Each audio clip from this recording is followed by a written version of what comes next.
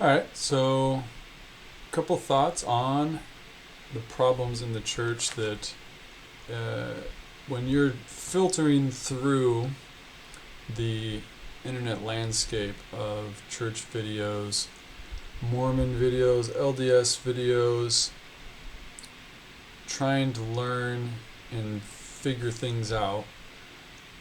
Um, it's hard. There's a lot of stuff out there. A lot of stuff that's true, a lot of stuff that's not true, and you're supposed to be able to sort through it. Which is why a lot of people just resort to the church's website and only the church's website. And that's also why people feel disillusioned when they finally go looking for answers somewhere else and they find something they didn't expect.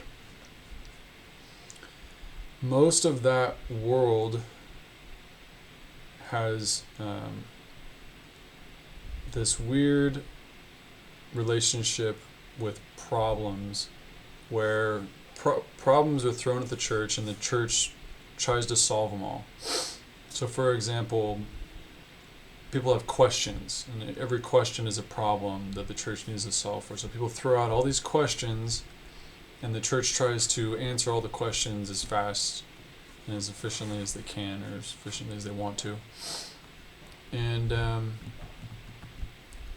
And more questions come. It's just endless questions and problems.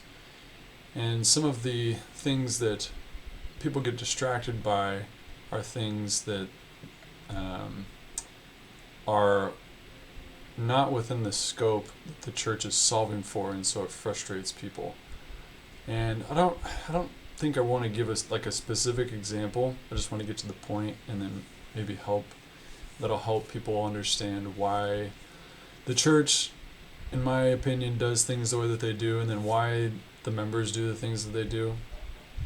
And that is that the church is very worldwide, and the church leadership, especially at the top, is focused on the worldwide problems. They're focused on major problems, major in that they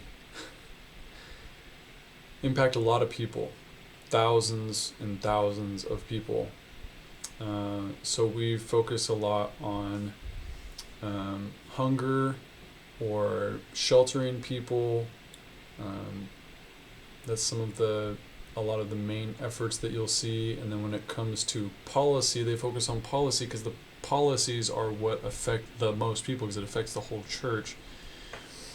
And then after that, they're focused on the regions that need the most help. So countries where finances and resources are limited, and they're focused on those issues. And I'm not saying that they do a good job of focusing on those issues. I think that's kind of a mixed bag because, generally speaking, the church is behind the latest technologies. We operate in a very simple way, and because of that, if there's a new fancy way, even if it's really efficient, we're usually not up to speed on it. And so we'll miss out on some of those opportunities. But when you go to the World Wide Web, people like to say things about the church that are derogatory or misleading, or they're lies, or whatever it is. And that's mostly because we are in whatever bubble we're in. And the people that might see this video are probably going to be in the North American bubble, probably the American bubble, United States.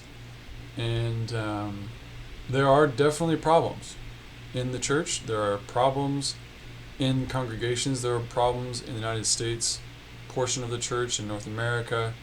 There are problems.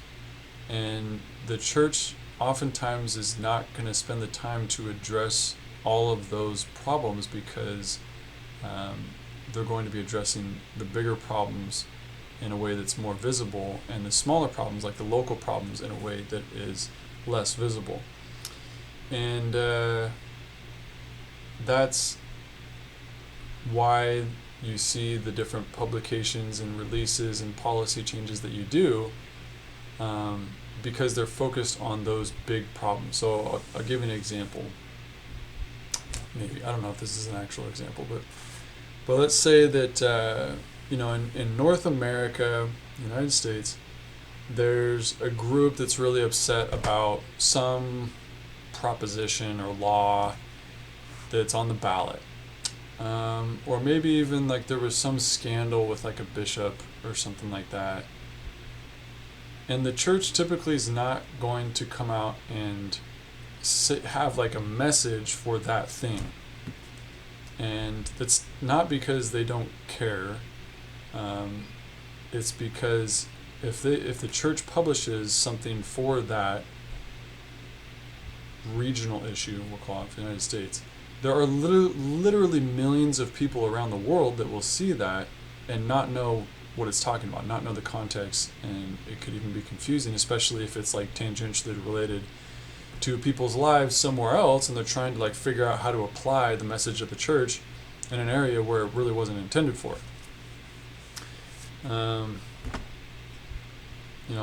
Like if we go into like some financial crisis and the church is like, everybody needs to be generous with their money, and then people around the world that are in very hard circumstances are trying to share their money in places where there's nobody there to trust with your money, then they're like, well, I'm trying to do what the church said and like share my money, and it's like, well, you're in a country where you shouldn't be doing that because people are not trustworthy or something. I don't know.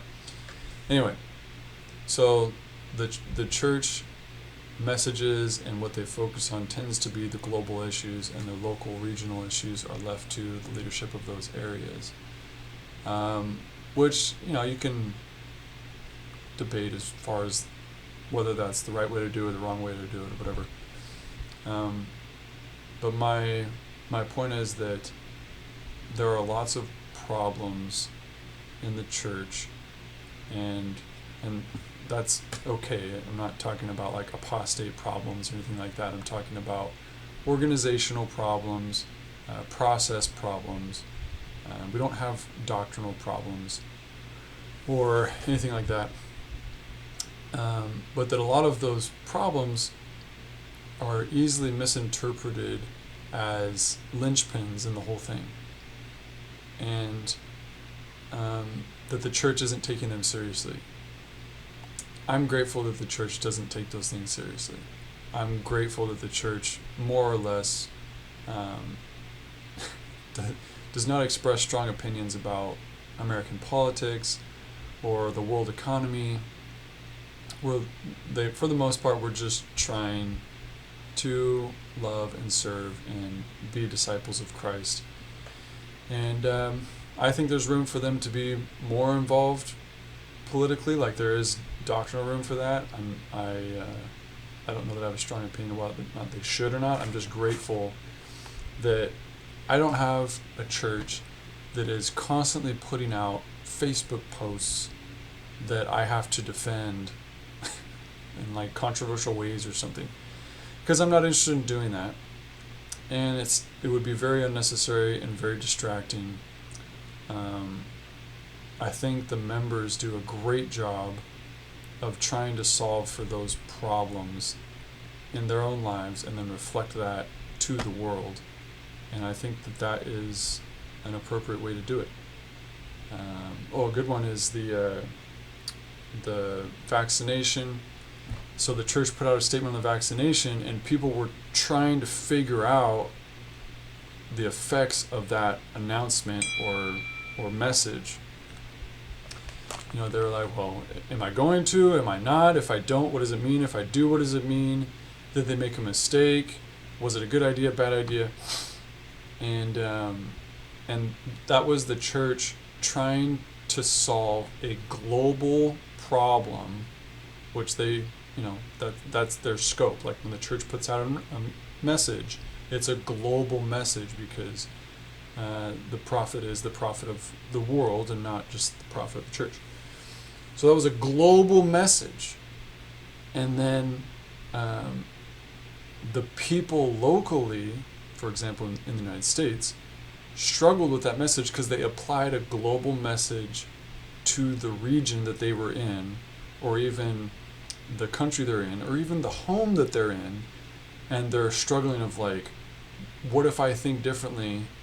And I thought, having seen people struggle with that, I thought it was an amazing example, because the prophet was so clear. He comes out and says, this is, the policy, the message. I'm not even going to repeat what it said, but at the end it said, follow the Holy Ghost.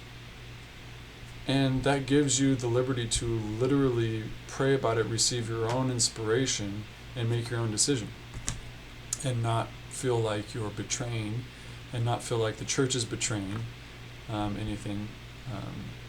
And so, as you, maybe you're a new member or trying to figure out how this all works, that's a good reminder, is that the church is a global church, worldwide, trying to address questions and concerns and problems of millions of people, and that we have been instructed on how to live our individual lives, and we should not be trying to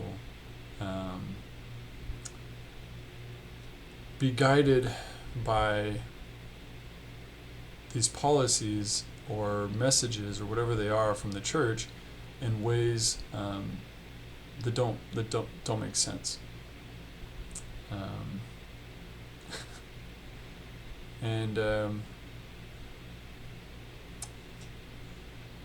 So think about that when you hear some of the stuff online. People complaining about, oh, the church did it wrong. Here's where they did it wrong. And most of the time you'll see that they're saying the church did it wrong here in this little area. But in reality, if you take the whole message and the whole worldwide solution that they're solving for, the church does really good. I mean, a classic example of this is people, liars online will say, oh, the church is evil because the child abuse statistics for Utah are the worst in the country. Turns out that that's not true. Turns out that Utah's statistics on child abuse are great. Not that I care for Utah, but it's a lie, and you can look it up. But they say that, and people freak out because they assume that it either is true, then it means something, or if it is true, it means something. When the truth is that even if it was true, which it's not, but if it was true, it still wouldn't mean anything. Because the church is not the church of Utah. The church is the church of the whole world. And if the church had policies that were putting children in danger, that would be terrible, and it would reflect across the church worldwide. And so there's things like that come up, that people want to say, oh, look, we found a reason why the church is bad. And the truth is that most people will take those things and maliciously take them out of context because they're trying to tear down the church, when if you just pause and take a look at it for a second, it's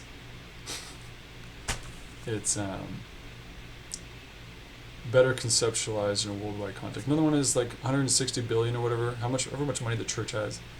People are like, oh my gosh, that's so much money. Not if you're trying to provide for the welfare of millions of people across the planet. Like as if there's all that money sitting in a basement in Utah somewhere or something. So anyway, those are my thoughts on the problems in the church. Yes, there are problems, but we do a great job of solving them locally, and people online just want to make a mountain out of a molehill.